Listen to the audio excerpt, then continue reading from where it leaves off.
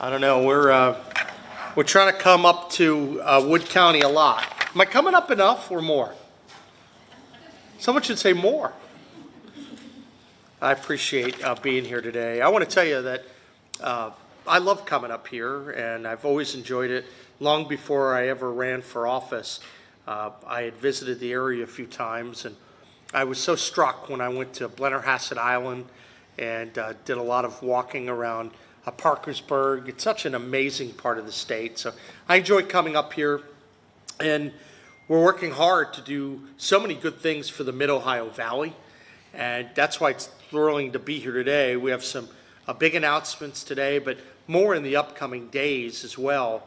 I can tell you that today we're going to talk a little bit about victims of crime and some of the monies that are coming in and the help we're trying to put in place to help people that have been really harmed so badly. And that really resonates with me because I used to serve as the state's attorney general, and it means an awful lot that we're always looking out for victims of crime. And grateful that you're here as well. You know about this every single day, and you've been a real leader in Wood County, Pat. I'm grateful.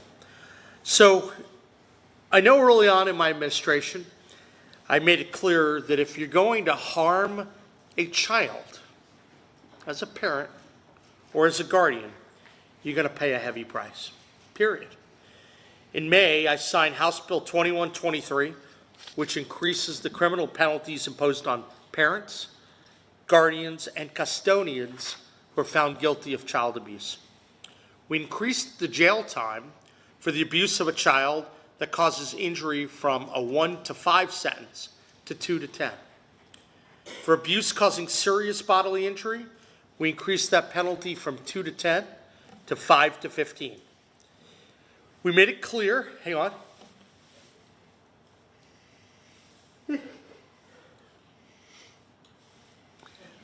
An aborted sneeze, I'm sorry, but thank you.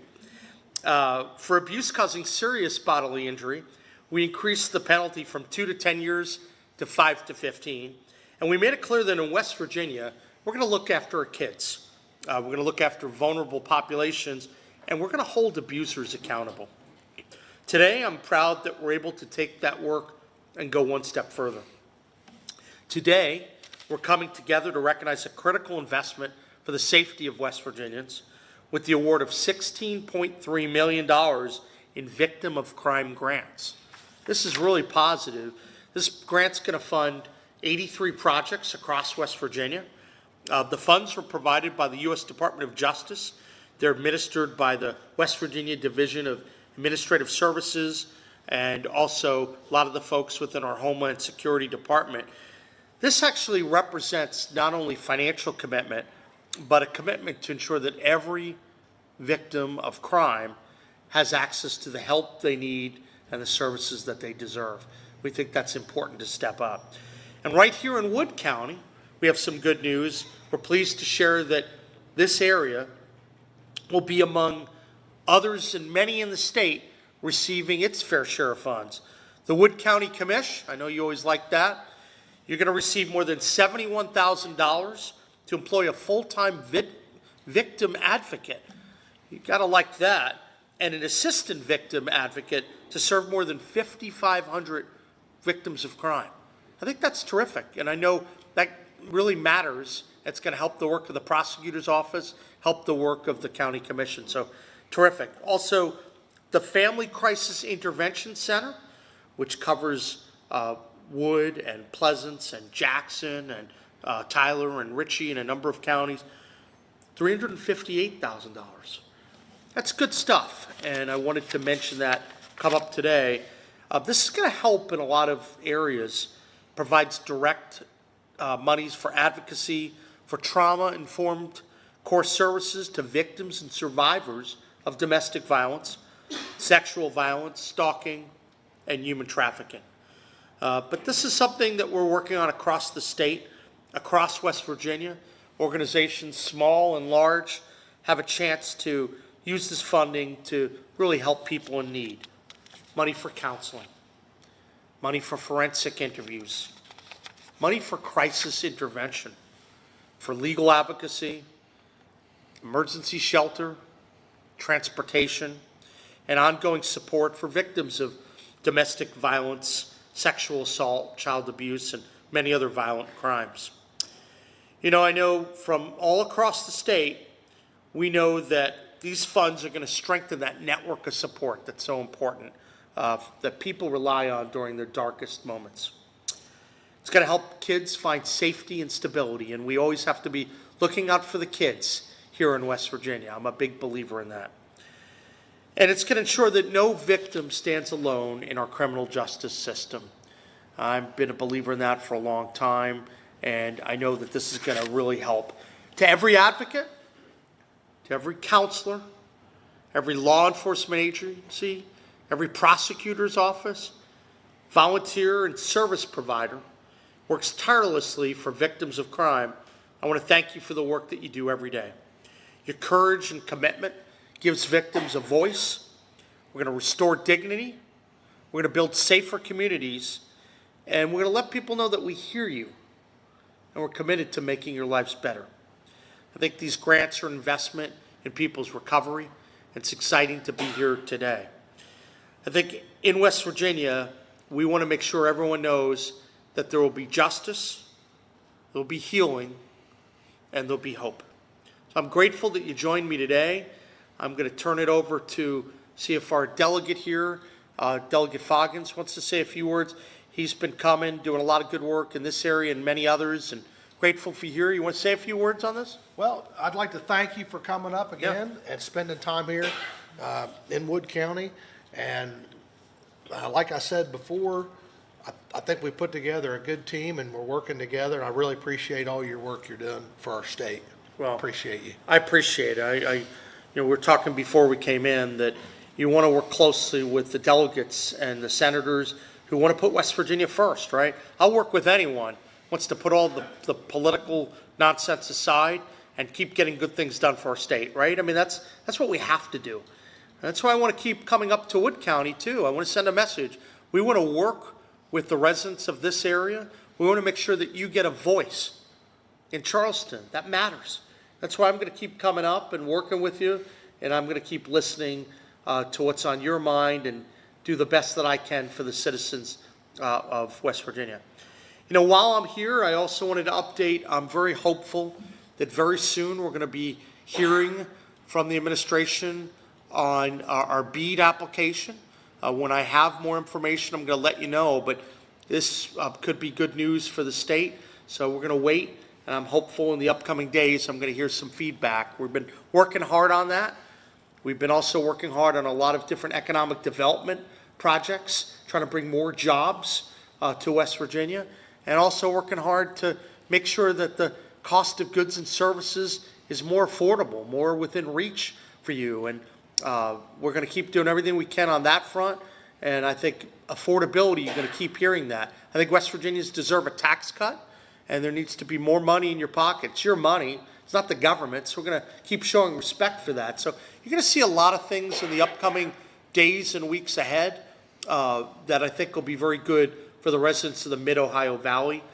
But I wanted to come today because I think some of the announcements for the commission and for that organization, that's good stuff for this area.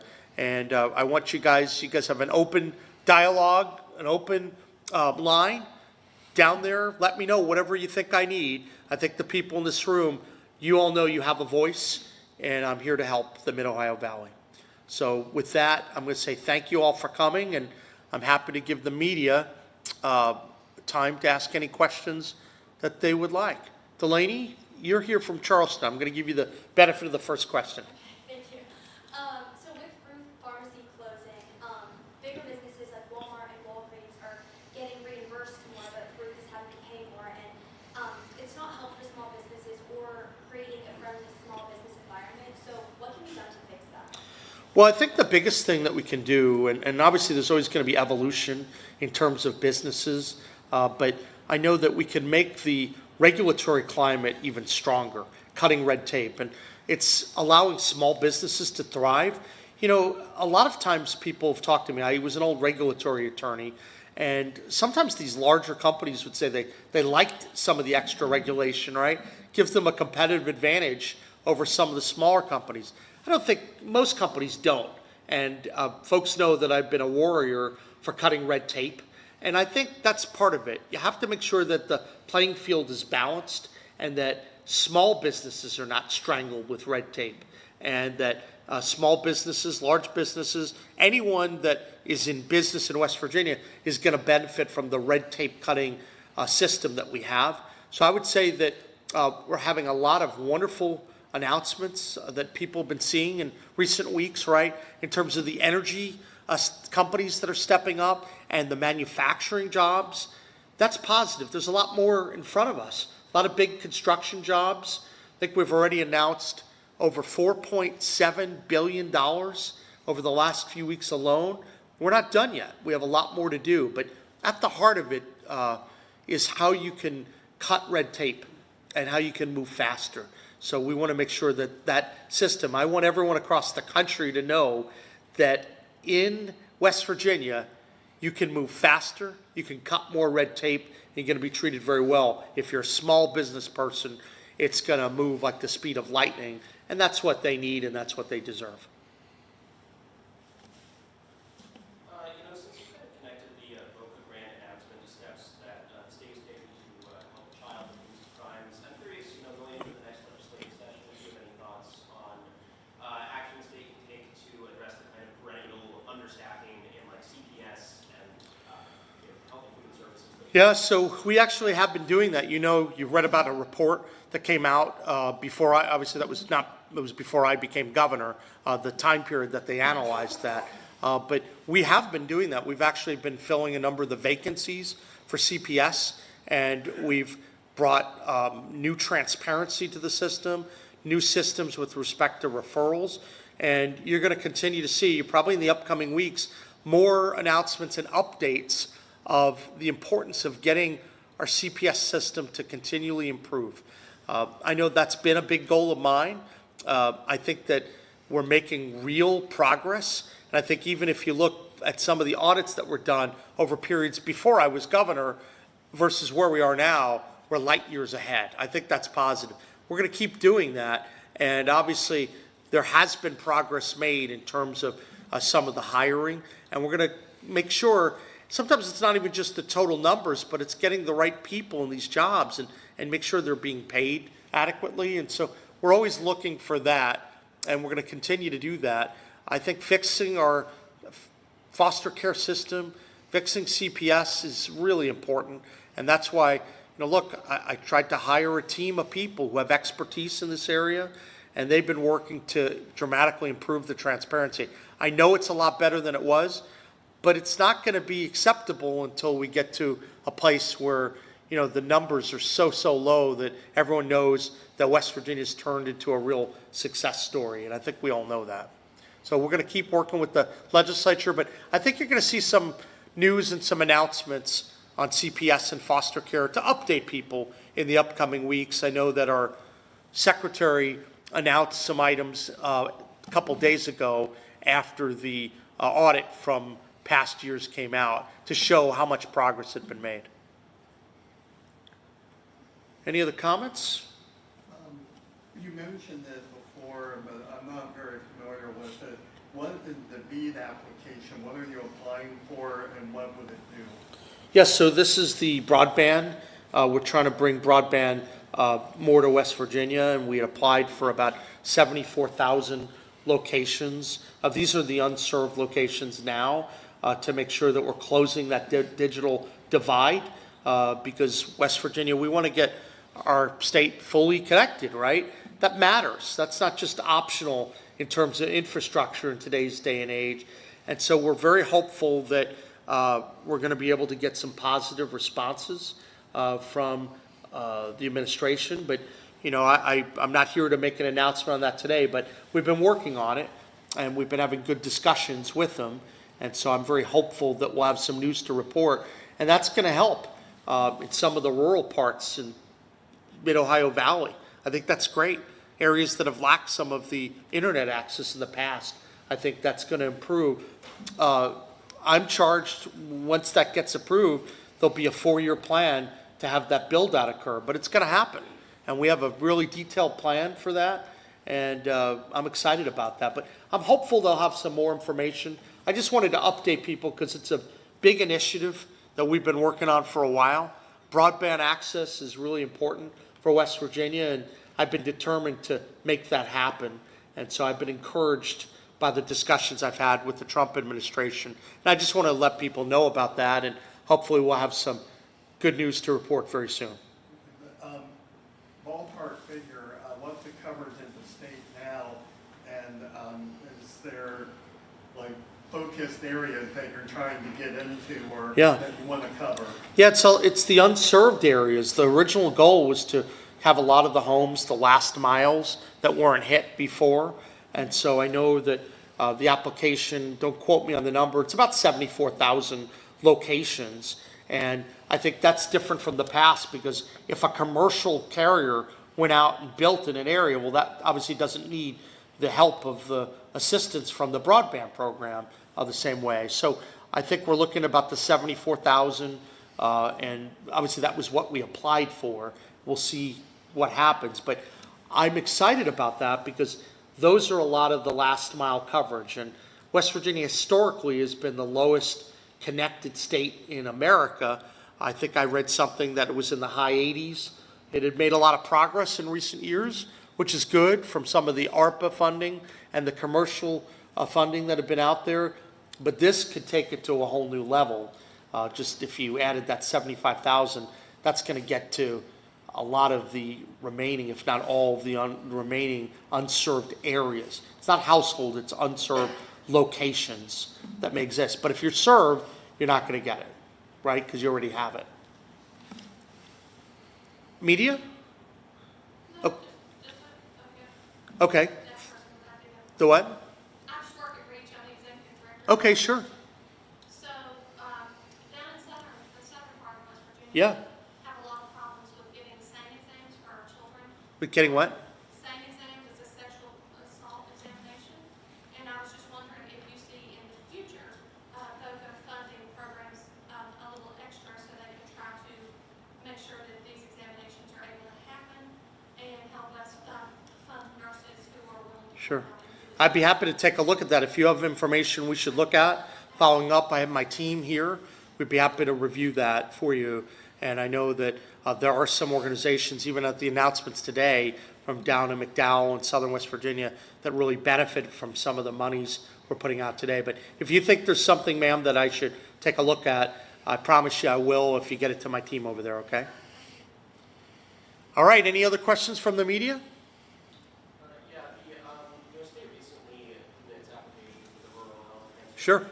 You had indicated that application would be made public at. We will. We'll be making it public at the right time, and we've been talking with CMS and having some discussions. So I know that we are going to make it public, and I think that's important to do. But we want to make sure right now there's some pieces that are kind of back and forth, and we want to make sure we're releasing the final version. Okay. Any other? Well, I appreciate being here. It's a busy day, a lot of great things on the horizon, and we're excited to be up here again. I'll keep trying to come up more and more. I had a chance to spend a little bit of time at the South Parkersburg game a couple weeks ago, and then I saw South Parkersburg in the playoff game. So we're rooting on. I think you got a South Parkersburg basketball game coming up in January too. So I'm trying to keep on top of all things in this area. So I want to say thank you so much for coming. I appreciate it, and let us know if you need any help. Thank you, and God bless.